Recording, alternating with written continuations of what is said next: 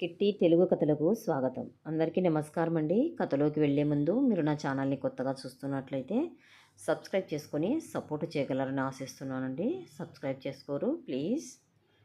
ఇక కథలోకి వెళ్దామండి. వారణాసిలో బ్రహ్మదత్తుడు రాజ్యం చేస్తుండగా బోధిసత్వుడు వైశ్యకులంలో చిన్ని అనే పేరుతో పెరిగి పెద్దవాడయ్యాడు. ఆయన బుద్ధిమంతుడే కాకుండా శకున శాస్త్రజ్ఞుడు కూడా. ఒకనాడు ఆయన రాజుగారి వద్దకు వెళ్తూ తోవలో చచ్చిన ఎలుకను చూసి, నక్షత్ర స్థానం గురించి తెలివితేటలు కల యువకుడైతే ఈ చచ్చిన ఎలుకను తీసుకుని పోయి దీనినే పెట్టుబడిగా వ్యాపారము చేసి వివాహం చేసుకోవచ్చును అన్నాడు. ఆ మాటలు పేదవాడైన ఒక మంచి తెలివైన బాలుడు విన్నాడు. చిన్ని శ్రేష్ఠి తెలిసి తప్పు మాట్లాడడని తలచి ఆ ఎలుకను తీసుకెళ్ళి పిల్లిని పెంచే ఒక కొట్టువానికి కాని రూపాయిలో 64వ వంతన్నమాట అమ్మి దానితో బెల్లం కొని మంచి నీటిని పట్టుకొని అడవి నుంచి పువ్వులు తెచ్చి అమ్మేవారికి చిన్న బెల్లం ముక్క పెట్టి మంచినీళ్ళు ఇచ్చాడు.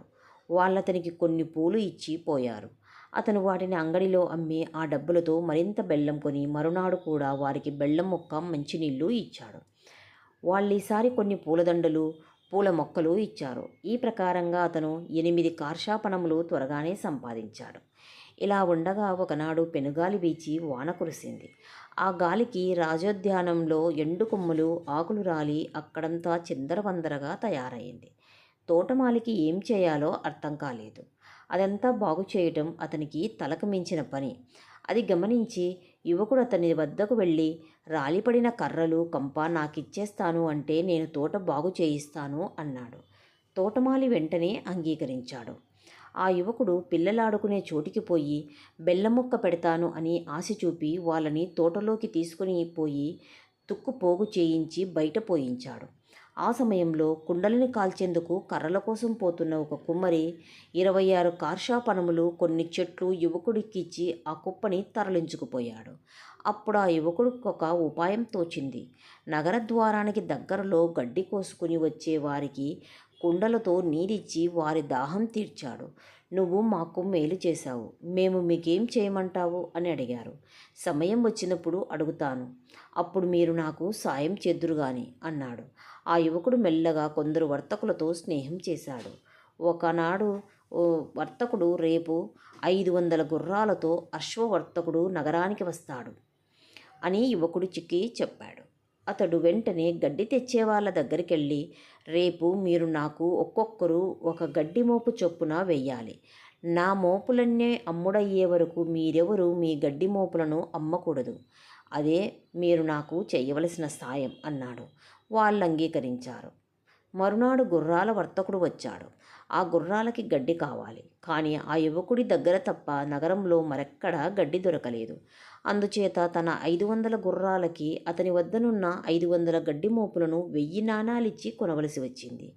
ఇది జరిగిన కొద్ది రోజులకే మరొక వర్తకుడు యువకుడితో, రేవులోకి ఒక గొప్ప నావ వచ్చింది అని చెప్పాడు. ఆ మాటలతో యువకుడికి ఒక ఉపాయం తట్టింది.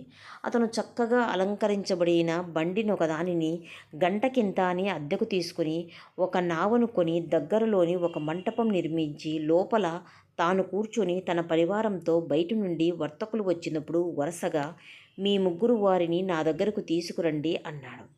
రేవులోకి నౌక వచ్చిందని విని వారణాసి నుండి 100 మంది వర్తకులు సరుకులు కొనడానికి వచ్చారు. కానీ అంతకుముందే సరుకునంతా యువకుడు నియమించిన 3 వారినతనికి వద్దకు వెళ్ళబోయారు.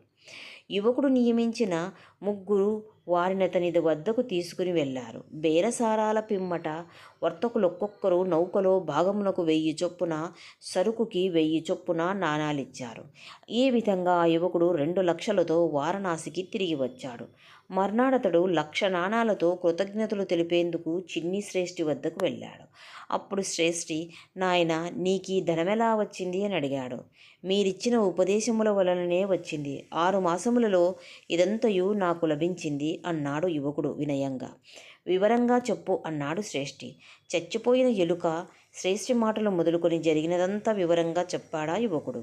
అది విన్న శ్రేష్ఠి ఆనందానికి మేరలేకపోయింది. ఇతన్ని ఇతరుల చేతిలో పడనివ్వకూడదు అనుకున్నాడు. అంతలోనే అతనికి తన పుత్రిక జ్ఞాపకం వచ్చింది.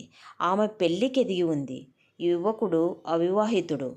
ఇంకేం కావాలి? ఆ శ్రేష్ఠి అతనికి తన పుత్రికనిచ్చి తొందరలో వివాహం చేసేశాడు. పుత్రికతో పాటు తన సర్వసంపదని అతనికిచ్చాడు. ఆ శ్రేష్ఠి మరణానంతరం యువకుడు శ్రేష్ఠి పదవిని పొందాడు. కథ సమాప్తమండి.